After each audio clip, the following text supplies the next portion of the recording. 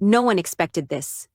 Just days after the world mourned the death of Pope Francis, his sister broke her silence. And what she revealed has left even the most devoted Catholics speechless. Hidden truths, emotional memories, and a side of Pope Francis the world never knew. Until now. As tributes poured in from every corner of the world following the passing of Pope Francis, many thought they had heard everything there was to know about the beloved leader of the Catholic Church.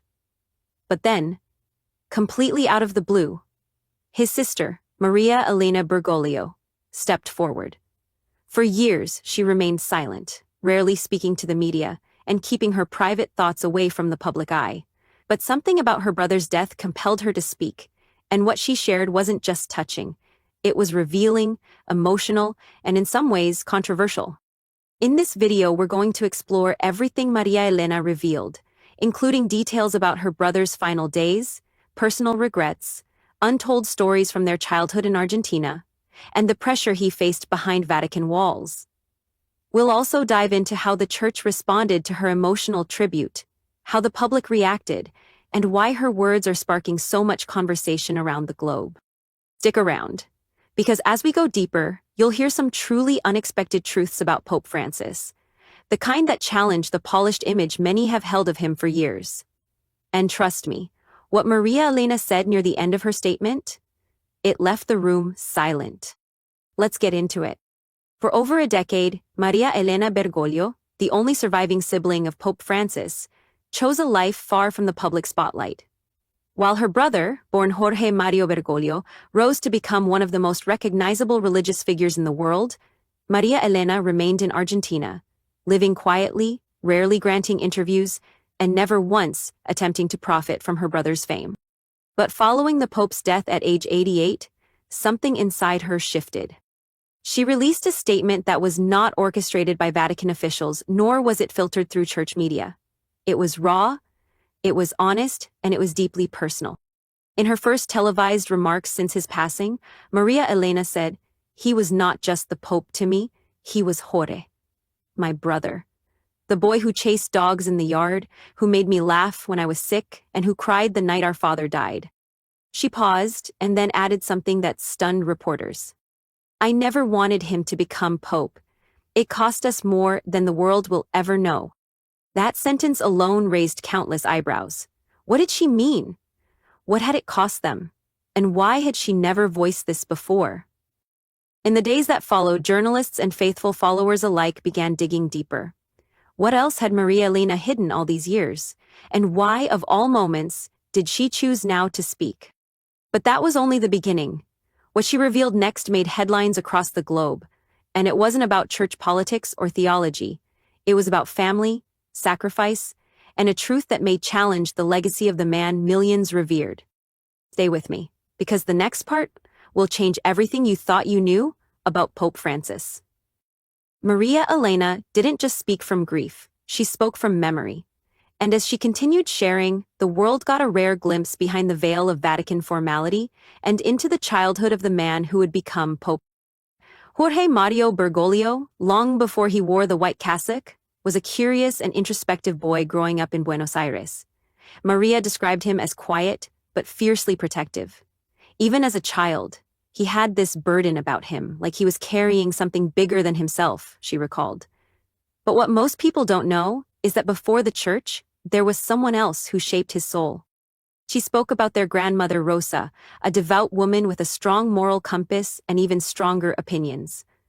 According to Maria, Rosa instilled a spiritual fire in Jorge that burned for justice, compassion, and penance. But here is where things took an unexpected turn. Maria revealed that as children, they endured deep personal trauma that Jorge carried with him all the way to Rome. "There was an incident in our family that left us all fractured. It was a betrayal, not of faith but of blood. Jorge took it the hardest," she said. What exactly was this betrayal? According to Maria, it had to do with their father and a hidden truth that was covered up for decades, a secret second family. She stopped short of naming names but said that Jorge learned of this around age 12, and from that moment on, his innocence was stolen.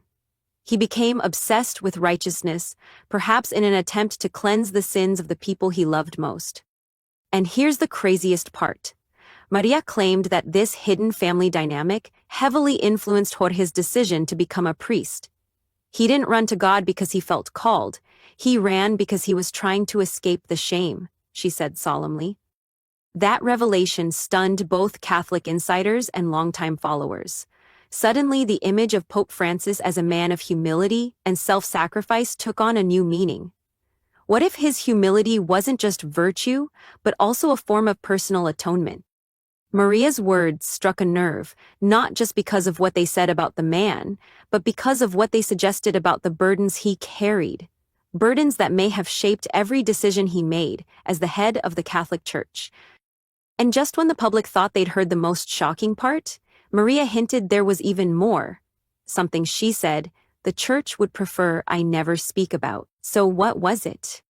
Keep watching, because in the next section we uncover the hidden Vatican file Maria claims her brother kept private until his death, and what was in it might just change Church history forever. After Maria Elena's first wave of revelations shook the faithful and left many asking hard questions, she sat down for one final interview, one she hesitated to give. Her voice trembled, not from emotion but from the weight of responsibility. She said she had debated for years whether to speak about this next part, because it wasn't just about her brother. It was about secrets kept in the highest corridors of the Vatican, secrets Pope Francis took to his grave. You must understand, she began carefully. Jorge believed there were things the world wasn't ready to know, not because they were evil, but because they could unravel everything people believed in. Maria claimed her brother had compiled a private collection of documents, letters and recordings during his time as Archbishop of Buenos Aires, and later as Pope. This collection, referred to within the Vatican as Il Dossier Nascosto, the hidden file, was never made public. Not even his closest advisors, she said, knew the full extent of what was inside. But how did she know? Maria said that during his last visit to Argentina before becoming Pope, Jorge entrusted her with a handwritten letter and a key, a literal key, she explained, to a private safe stored in a hidden archive below Vatican City. In the letter, he wrote cryptically, "If anything happens to me and the world starts asking why I kept silent on certain matters, tell them to look beyond the gold and marble. Tell them to look where even light avoids the corner." And here's where the story turns chilling. Maria never used the key. Out of respect for her brother's wishes, she left the letter sealed until the morning he passed away. And once she opened it, what she found was stunning. A confession of sorts. In Jorge's own handwriting, he admitted to discovering something that shook his faith to its core. A web of financial corruption, high-ranking abuse cover-ups, and secret dealings between the Vatican and authoritarian governments. He didn't name names in that letter, Maria explained, but he left enough clues to let me know that he was caught between his duty as a moral leader and his fear of destroying the Church. What makes this story even more unsettling is that Pope Francis reportedly chose silence over exposure, not because he was complicit, but because he believed the Church could not survive another global scandal. He made a calculated decision to reform quietly, slowly, from the inside. But according to Maria, Jorge regretted that decision in his final years. He felt that perhaps the Church needed to be broken completely in order to be rebuilt honestly. "He once told me," she whispered, "maybe I was too soft. Maybe I should have been the Pope who ended the lies, not protected them." This is where it gets even more haunting. Maria revealed that in the weeks before his death, Jorge tried to arrange for those files to be released posthumously. But something, or someone, intervened.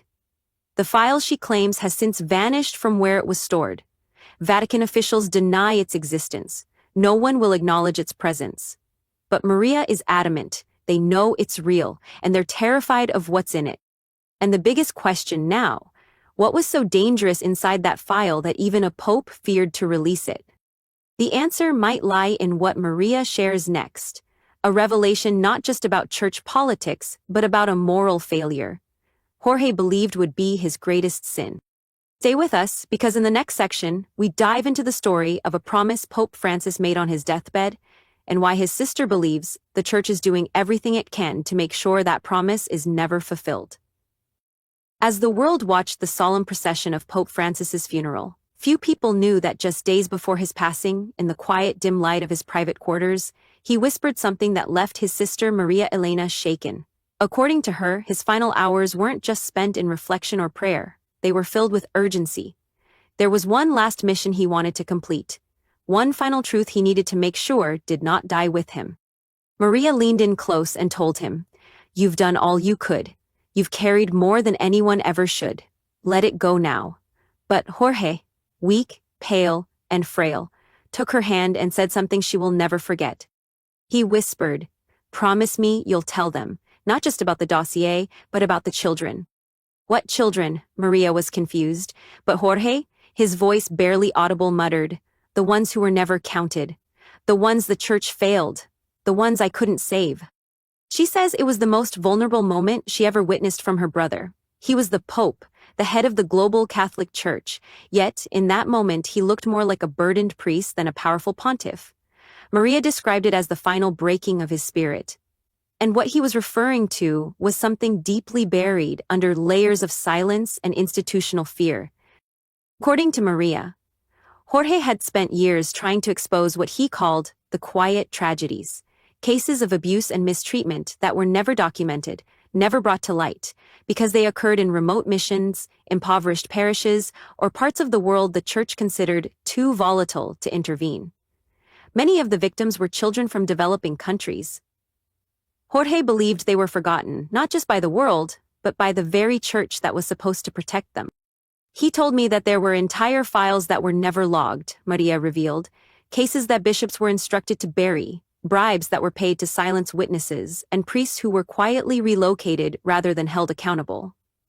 Jorge tried to reopen some of these cases, but each time, he met resistance, not just from within the Vatican, but from local dioceses that feared scandal more than justice. And here's the most heartbreaking part. Maria says Jorge blamed himself. He said, "I wanted to protect the faith, but I ended up protecting the system." He believed that the bureaucracy of the church had become its own form of sin, an institution so focused on self-preservation that it had forgotten its true purpose: mercy, justice, and truth. And then, with what little strength he had left, he gave Maria a small wooden rosary. It wasn't valuable, not made of gold or adorned with jewels, just simple aged wood. But it held a story. He told me this belonged to a boy in Argentina, a boy who came to the church for help but was turned away. He took his own life a week later. I've carried this rosary for decades to remind myself of the price of silence. That rosary, Maria now says, is the symbol of her brother's hidden sorrow, and the reason she's breaking her own silence. So why is the Vatican refusing to acknowledge these claims? Why is there no official statement about this deathbed promise? Maria says it's because if the world starts digging into those buried cases, into those unofficial files, the damage would be irreversible. She believes there are people inside the Vatican who want to keep Jorge's legacy clean, a smiling, reform-minded pope who tried his best. But Jorge himself, in his final moments, wanted the full truth to be known, even if it shattered the very image they were trying to protect. And now Maria says she's at a crossroads: honor the church's silence or honor her brother's truth. What she does next could send shockwaves through the Catholic world. But it's what she hinted at next that might be the most explosive revelation of all. Coming up in the next section, what Maria claims to know about the man who's expected to succeed Pope Francis, and the secret deal he allegedly made long before Jorge's death. As the bells tolled across Vatican City, and white smoke once again drifted into the sky, signaling the beginning of a new era, few outside the inner circle knew what had already been arranged behind the scenes. According to Maria Elena Bergoglio, Pope Francis's only living sibling, her brother had long been concerned about his successor, and not because of doctrinal differences, but because of a secret agreement that allegedly took place while Francis was still alive. Maria says this is the part that frightened her the most. During one of their final conversations, Jorge confided something disturbing. He said, "They've already chosen him, and he promised them silence." Maria was confused. Who was they, and what kind of silence did this new pope owe? That was when Jorge told her a name: Cardinal Matteo Teresco. A rising figure in the Roman Curia, popular for his charisma, eloquence, and political savvy. But beneath the polished image, Jorge suspected something far more dangerous. According to Maria, Jorge had uncovered correspondence suggesting that Tedesco had made private assurances to some of the most powerful factions in the Vatican. Assurances that if he ever became pope, he would not pursue any further investigations into the so-called unopened files, particularly those concerning abuse cases from the late 1980s through the early 2000s in South America, parts of Africa, and Eastern Europe.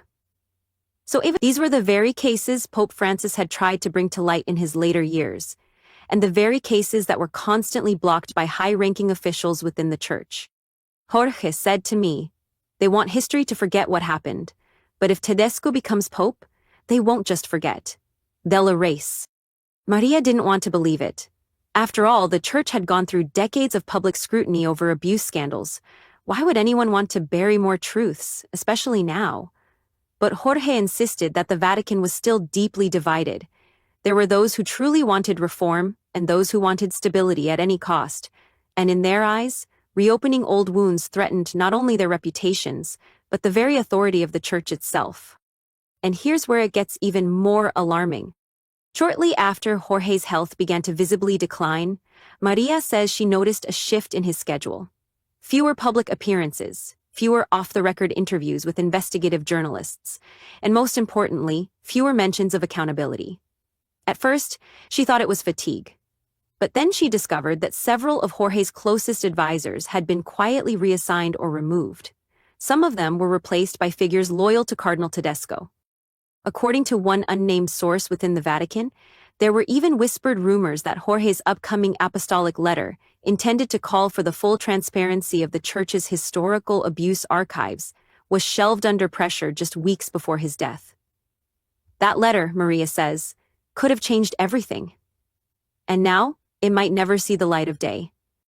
What Maria is implying is something few have dared say aloud, that Pope Francis was outmaneuvered in his final days, that the very institution he led became increasingly distant from the ideals he once championed, and that his successor may have been chosen not because of his faith, but because of his willingness to maintain the silence Jorge wanted to break. And here's the craziest part. Maria claims she was warned. "I received an anonymous letter," she revealed. "It was short, just 3 sentences. It said, 'Be careful what you say. Your brother died with dignity. Don't make the world question that.'" But Maria says she can't stay silent, not when she knows that Jorge's final wishes may have already been buried under layers of Vatican protocol and political gamesmanship. To her, telling the truth is no longer about scandal. It's about legacy. The question now is, will she release the documents? Will she reveal the letters Jorge left behind? Because according to her, he didn't just confide in her with words, he left her with evidence. In a modest wooden chest tucked away in the quiet Buenos Aires home of Maria Elena Bergoglio lies what may be the most explosive collection of handwritten pages in modern church history, Pope Francis's private journal. According to Maria, these journals span the last 2 years of Jorge's life and are filled with raw reflections, coded warnings, and cryptic references to individuals and events that have never been disclosed to the public. What makes this journal so important isn't just that it belonged to the Pope, it's what he chose to write when he knew his time was limited. Maria says Jorge began journaling daily not long after a major health scare that landed him in the hospital in 2023. She recalls a phone call during which he told her, "I don't know how much longer they'll let me speak freely, but my hand still works, and I will write what my voice can't say anymore." What he wrote stunned even her. One of the first entries begins with, "The wolves are circling, my silence is no longer peace, it is fear disguised as obedience." From that point on, the journal reads like a slow descent into both physical decline and spiritual resistance. Jorge chronicles meetings with high-ranking cardinals who, according to his notes, pressured him to stop speaking out about historical cases of abuse. He recounts conversations in which he was urged to protect the unity of the Church rather than seek justice.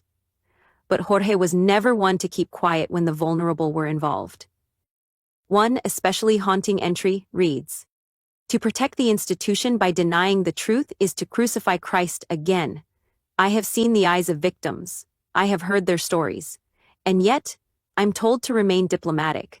But I was not made Pope to protect secrets. I was made Pope to serve God.